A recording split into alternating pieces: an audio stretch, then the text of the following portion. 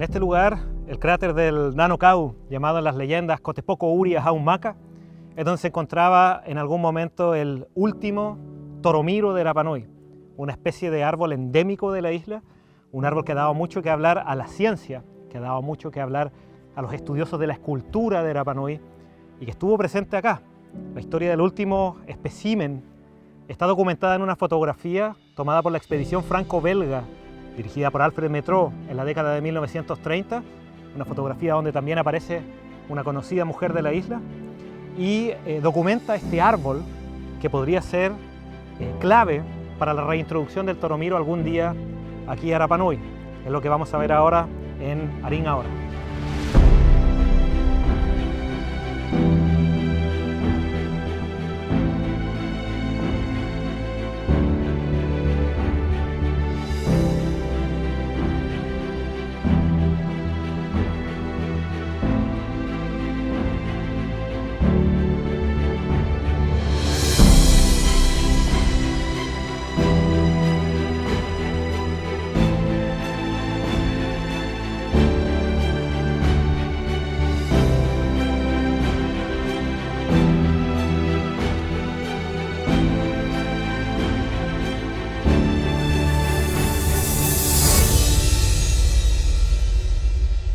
El volcán Nanocau, donde nos encontramos ahora, es un volcán que podría decirse que es el último bastión de la vegetación nativa de la isla. Es un volcán que tiene todavía hasta el día de hoy los últimos especímenes de jauja, es la especie de arbusto que se usaba para hacer cuerdas en la antigüedad, cuerdas que eran necesarias para transporte de los moai, por ejemplo, pero para un montón de otras cosas, en una época en la cual no existían clavos, ni tornillos, ni nada de ese estilo. Con cuerdas se unían, por ejemplo, el armazón de las casas donde vivía la gente, eran indispensables para transportar elementos, etc. También se encuentran grandes cantidades de majute, el majute obviamente es una planta que se usaba para confeccionar el vestuario. Se encuentran también enormes cantidades de plantas medicinales, como el matua puaa. Se encuentra el tabari, también que crece en conjunto con la totora que también se usaba para confeccionar toda clase de implementos para el mar. Se encuentra el musgo en estas islas flotantes del cráter, se encuentra este musgo que se utilizaba para calafatear embarcaciones antiguamente, sellaba los espacios entre las tablas de madera y eso permitía confeccionar los vaca ama y los vaca poe, que eran los barcos más grandes para salir a pescar a los hakanononga, los sitios de pesca en alta mar donde se sacaba el atún. Entonces, digamos que este volcán es un gran invernadero que funcionaba para hacer crecer, ayudar a crecer todas las plantas que eran necesarias para el pueblo Rapa Nui, para el desarrollo de la vida del pueblo Rapa Nui. Y probablemente de acá también surge el concepto de manabay, esta estructura cerrada, circular, que permitía mantener la humedad en el interior. Los Rapa Nui obviamente usaban entonces el volcán con estos fines de reproducción. Hay por supuesto una leyenda que relata esto, que es la leyenda de Ure Ama Itaki, un joven que apareció un día en este cráter y se robó, entre comillas, una cabeza de plátano que pertenecía al Tangata Nui, al hombre más poderoso de esta zona, que se llamaba Kaba Teruruki. Y en este lugar, claro, está toda esta historia donde este espíritu es secuestrado por Kaba Teruruki para vengarse de él y lo amenaza con que lo va a cocinar. El hijo de Kaba Teruruki luego va a hablar con este muchacho y le cuenta que su padre lo va a cocinar, pero Ure Ama Itaki le responde que su padre mejor que no haga eso porque de lo contrario nunca va a tener este cráter lleno de vegetación. Entonces finalmente el niño, el hijo de Kaba Teruruki, va a hablar con su padre y le cuenta lo que le dijo este niño misterioso que había aparecido ahí. Entonces finalmente el padre decide no cocinarlo y al contrario le lleva comida, le lleva camote, le lleva pollo y durante la noche se produce una enorme tormenta, una tormenta gigante y se empiezan a oír sonidos que no se habían oído nunca antes en este cráter. Kaba Teruruki, muy sorprendido, está refugiado en una de las cuevas dentro del cráter. Y después al día siguiente van a buscar al niño. Cuando salen a buscar al niño se dan cuenta de que todo este cráter estaba lleno de vegetación, lleno de totora, lleno de todas estas plantas que los Rapa Nui usaban. Así que finalmente cuando va a la cueva el niño había desaparecido, ¿ya? Y se dan cuenta de que aparentemente era una cueva con un espíritu este Urea Maitaki, ¿ya? Que en realidad es una mezcla entre un humano y una mujer Aku-Aku. Entonces esta historia relata un poco el origen de la vegetación que encontramos acá en el cráter del Ranucau. Pero dentro de esto, lo más importante posiblemente para los botánicos de todo el mundo es el estudio de un árbol, o arbusto, árbol, llega hasta unos 3 metros, tronco hasta 25 o 30 centímetros de diámetro, o sea, un tronco que puede ser sustancial, que es un árbol que se llama toromiro, ¿ya? Y su nombre científico también así lo enfatiza, Sophora toromiro. Este árbol, que alguna vez fue abundante en toda la isla, continuó existiendo en este volcán, continuó existiendo acá en el Ranucau hasta 1960, cuando el último que quedaba acá, ya seco y muerto, fue finalmente talado y llevado al pueblo, y se hicieron las últimas artesanías de toromiro aparentemente con ese árbol. Entonces la desaparición de ese árbol marca un hito, que es la extinción en la naturaleza de una especie endémica de árbol, una especie que solo existía aquí en Rapa Nui y no existía en ninguna otra parte del mundo. La fotografía que se puede ver aquí muestra el último toromiro que existía en la isla el año 1934. Fue tomada en octubre del 1934 durante la expedición franco-belga, que estaba a cargo de se llama franco-belga, pero estaba a cargo de un etnógrafo suizo y un arqueólogo, antropólogo belga. Y ellos toman esta fotografía del último toromiro de la isla. A la sombra de este toromiro, que es uno de los árboles que existían en ese tiempo, uno de los pocos árboles que había en el cráter en ese tiempo, porque el cráter no estaba lleno de vegetación como hoy en día. A la sombra de ese último toromiro se encuentra doña Victoria Rapajango Tepuku. Victoria Rapajango era una mujer de tremenda sabiduría, del clan Miru, descendiente del clan Miru, familia de la realeza. Metro, de hecho, enfatizaba mucho que en ella se percibía un cierto toque real, aristocrático, permanentemente en sus gestos, en su forma de ser, en su forma de actuar. Entonces, doña Victoria fue colaboradora muy importante de Lavacherie, el etnógrafo suizo, el antropólogo suizo, y de Metro, Alfred Metro, el etnógrafo suizo. Entonces, ella formó parte de esta expedición, les ayudó con mucha información, les transmitió relatos de la tradición oral y les mostró entonces dónde estaba todavía este toromiro. ¿Por qué les interesaba a ellos? Porque ya en algunos museos de Europa, en varios museos de Europa en realidad, se encontraban objetos, múltiples objetos que decían haber sido hechos con la madera de este árbol. Principalmente Moai Cava, Moai Paapá, también algunas otras figuras como los moco y otros objetos de madera de la isla que estaban en las vitrinas, agasajando las vitrinas de estos museos. Y se decía que eran de toromiro. Entonces cuando, claro, llegan ellos acá a la isla, se sabía que quedaban pocos toromiros, pero solamente se encuentran con que quedaba uno, ¿ya? Entonces ese toromiro es tremendamente importante. Ese toromiro estaba acá y había sido documentado en el siglo XIX. O sea, es un toromiro que tiene que haber tenido 70, 80 años, por lo menos en ese tiempo, quizás más. Y ese toromiro, al ser documentado en la década de 1880, ya se mencionaba que por el resto de la isla prácticamente no quedaban árboles sanos. La expedición de William Thompson, 1886, habla de que existían bosques pequeños, espacios boscosos donde había toromiro en abundancia, pero que estaban en muy mal estado, estaban casi todos secos. Algunos años después, entre 1888 y 1892, estuvo presente Pedro Pablo Toro, que era hermano de Policarpo Toro, administrando el Fundo Ovejero. Y durante su estadía acá, él menciona que todos los toromiros que él vio en el campo estaban muertos. Y al acercarse a ver los toromiros de las zonas abiertas de la isla, se dio cuenta de que la corteza de este árbol había sido toda carcomida o mordisqueada por ovejas. O sea, la oveja comía corteza de toromiro y eso hacía que el árbol hacia arriba se secara completamente. Demasiado tarde ya en esos tiempos de Pedro Pablo Toro para rescatar algún toromiro. Así que se inicia una búsqueda permanente para encontrar más árboles y se dan cuenta de que en el interior de este cráter del Ranokau todavía quedaban algunos. En 1911 recolecta muestra botánica un botánico de La Serena que se llama Francisco Fuentes y lleva esta muestra botánica al continente y habla de que es el único toromiro que él pudo ver, pero que le habían mencionado que quizás había un par más en el cráter.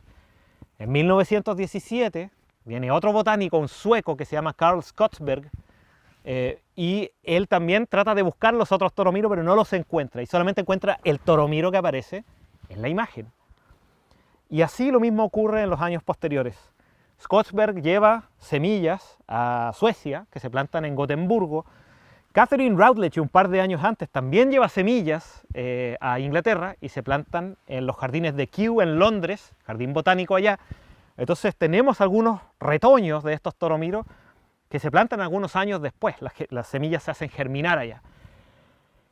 Ese único toromiro que fue visto durante la expedición de Fuentes, durante la expedición de Routledge el año 14-15, durante la expedición de Skogsberg el año 17, pende de un hilo. En los años 30 se toma la fotografía finalmente, con doña Victoria Arapajango presente en el recuadro, pero después de eso, ese toromiro sigue como el único toromiro, milagrosamente sobrevive todos estos años, o sea, sobrevive los 20 años de la década del 10 a la década del 30, luego 20 años más de la década del 30 a la década del 50, cuando viene Thor Heyerdahl. Y Thor Heyerdahl también se lleva algunas semillas que son llevadas a Australia, son llevadas a Bonn, en Alemania, donde se plantan también en un jardín botánico semillas de ese toromiro. Y 2 años antes, el año 1953, un botánico llamado Efraín Volosky, que era originario de Moldavia y se nacionalizó chileno posteriormente, argentino, moldavo, después nacionalizado chileno, Efraín Volosky, en 1953 lleva semillas de este toromiro. Dice que ya estaba muy mutilado por las muestras botánicas que le habían sacado ya anteriormente y las lleva al continente. Muchas semillas, lleva, me parece que son como 90 o 100 semillas al continente. O sea, era un árbol que producía todavía muchas semillas, pero que no se reproducía naturalmente aquí. Y esas semillas fueron germinadas en el Jardín Botánico de Viña, que es el lugar que tiene la mayor cantidad de toromiros reales hoy en día en el mundo. Jardín Botánico de Viña. Entonces podemos deducir que todas las semillas que fueron germinadas en el resto del mundo desde la década de 1910 en adelante, son retoños del toromiro que aparece en la imagen con Victoria Arapajango. Ese toromiro es el padre y la madre de todos los toromiros, o de casi todos los toromiros que hay en el mundo. La única posible excepción es un posible toromiro que apareció en Nueva Zelanda, que algunos creen que puede haber sido llevado o que puede haber sido germinado a partir de semillas llevadas durante la expedición del Capitán Cook en 1774. En esa expedición venían unos botánicos, entre ellos Georg Förster, que es el primer botánico que hace una descripción y le da un nombre científico al toromiro, Edwardsia toromiro, que después sería cambiado por un análisis mucho más exhaustivo por Sophora toromiro, pero ya 2 siglos después. Entonces, Georg Förster hace la primera descripción, lleva una muestra botánica a Nueva Zelanda, y es posible que haya llevado semillas también, cuando el toromiro era mucho más abundante y cuando el toromiro tenía especímenes por toda la isla todavía.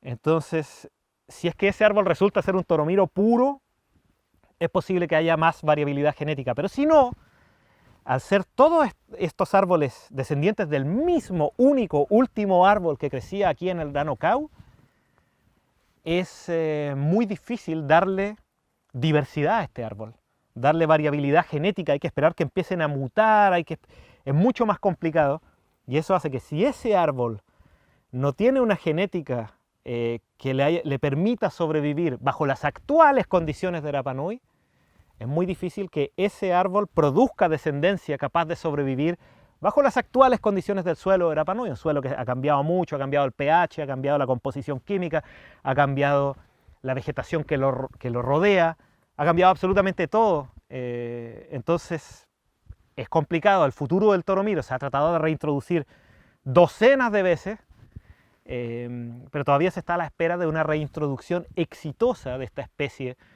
al lugar que es el lugar de origen. Entonces quizás esa es la paradoja del toromiro, que una especie que alguna vez solamente existió acá en Rapa Nui y no existía en ninguna otra parte del mundo, hoy en día existe en Alemania, existe en Chile continental, existe en Nueva Zelanda, existe en Suecia, existe en Inglaterra, existe en el resto del mundo, pero ¿existe realmente acá en la isla todavía? De esos especímenes que se replantaron acá, ¿son toromiro puros? Por ejemplo, en los años 60 hay una introducción de supuestos toromiros que resultaron ser híbridos y que no eran originales. Y eso es lo más complicado del toromiro, que es una especie que se hibrida mucho con otras especies de zoophora que hay en otras partes del mundo. Entonces, al tener contacto con otros, cuando se germinan semillas de estos toromiros, pueden ser híbridos, puede que no sean toromiros reales y que no tengan el valor botánico que tiene la especie. Entonces es un desafío tremendo y muy interesante de tratar de reintroducir el toromiro aquí a Rapa Nui. Después de la extinción del último toromiro en 1960, el toromiro se considera extinto en estado silvestre, por supuesto. Se buscaron, por supuesto, más en este mismo cráter, se dieron vueltas por todas partes, pero en los acantilados también, pero no se encontró ni un otro toromiro. Ese era realmente el último que había acá en la isla. Entonces la vida del toromiro pasa a ser como una especie no extinta en el planeta, pero sí extinta en estado silvestre. Eso significa que en los jardines botánicos se intentan hacer propagación del toromiro, y ya desde los años 60, pocos años después de su extinción en estado silvestre en la isla, se intenta hacer reforestación. Lamentablemente el toromiro es una especie muy vulnerable y muy fácil de hibridarse con otras especies de zoophora, ¿ya? El género zoophora es un género de árboles y de arbustos que es muy común en el Pacífico y es muy común en el mundo, en las zonas tropicales, subtropicales, también en zonas templadas. Entonces, al haber muchas especies de zoophora y ser muy parecidas genéticamente, es muy fácil que salgan híbridos. Entonces, donde uno lleve toromiro, si hay, no sé, a 1 kilómetro a la redonda, otras especies de zoophora, eso va a hacer que las semillas del toromiro den origen, al ser germinadas, a un híbrido, que no es un toromiro real. Y eso se nota en el tipo de hoja, se nota en el tipo de flor, se nota en el tipo de semilla. Entonces, muchos de los intentos antiguos de reintroducción de toromiro en los años 60, en los años 70 y 80, son realmente híbridos. Semillas traídas desde el Jardín Botánico de Viña, semillas traídas desde Christchurch, en Nueva Zelanda, que son híbridos con otros tipos de zoophora locales, ya sea el pilo o pilu del continente, o con el zoophora macrocarpa, común en Nueva Zelanda, que se hibrida con el toromiro del Jardín Botánico de allá. Entonces es complicado. En muchas partes del mundo, en Barcelona, también en el continente, en Talagante, se venden árboles de toromiro, supuestamente toromiro antiguos, originales, se venden allá, pero no son realmente toromiros, son híbridos y por lo tanto no tienen el valor botánico de la especie. Así que encontrar los toromiros puros es realmente un desafío muy complicado, sobre todo si lo que se pretende es reintroducir la especie pura de toromiro, el toromiro original a la isla. Es tremendamente complicado, producto de estas hibridaciones que van ocurriendo en distintas partes del mundo. La importancia científica del toromiro en el mundo se puede expresar muy fácilmente a partir de la existencia de semillas de toromiro en el gran banco de semillas de Svalbard en Noruega, que es un lugar donde se han recolectado semillas de todas las especies de plantas que existen en el mundo, por si algún día hay que volver a reforestar el planeta con todas estas semillas que tienen allá. Esas semillas en Svalbard de Noruega tienen su origen en este último toromiro, que fue fotografiado acá en el Rano Kau, en la ladera interior, en la década de 1930, durante la expedición franco-belga dirigida por Alfred Métraux. Entonces, refleja esa importancia a nivel científico también. Una de las cosas más importantes del toromiro y moralejas que nos deja, lecciones para el futuro, es que el toromiro no fue extinguido por el pueblo Rapa Nui. Hay una historia y una narrativa relacionada al colapso de la isla, que tiene mucho que ver con el ecosistema y de cómo se culpa al pueblo Rapa Nui de la extinción de innumerables especies, producto de la construcción de Moai, una narrativa que está siendo superada, pero que todavía porfiadamente sigue resistiendo. Lo paradójico es que el toromiro no fue extinguido por el pueblo Rapa Nui, sino que fue extinguido por un manejo no sustentable de la ganadería, a partir de ganado, en este caso ovejas, introducidas por una empresa extranjera que vino acá a usar la isla como su fundo. Esa alteración del ecosistema de la isla generó cambios sustanciales que no solamente contribuyeron a la extinción del toromiro, con las ovejas que mordían la corteza y hacían que se secaran y se murieran, sino que además con un cambio en el suelo, con la cantidad de excremento que produce este ganado, y el paisaje y la desaparición de mucho de la biota que existía acá en la isla, que contribuía y que en una relación simbiótica ayudaba al toromiro a crecer. Entonces, una alteración en el ecosistema es tremendamente complicada para cualquier especie. Por eso, lugares como el Rano Kau, como este lugar, que es el último bastión del ecosistema nativo de la isla, tienen que conservarse lo más puros y prístinos posibles, con la menor intervención humana posible, porque cualquier alteración también puede afectar a las especies que todavía quedan. Entonces es de esperar que la elección del toromiro y su extinción en estado silvestre nos deje no solo la esperanza de una futura reintroducción, sino que también una lección para tratar de no intervenir o intervenir lo menos posible en lugares tan maravillosos como este volcán que es el Rano Kau.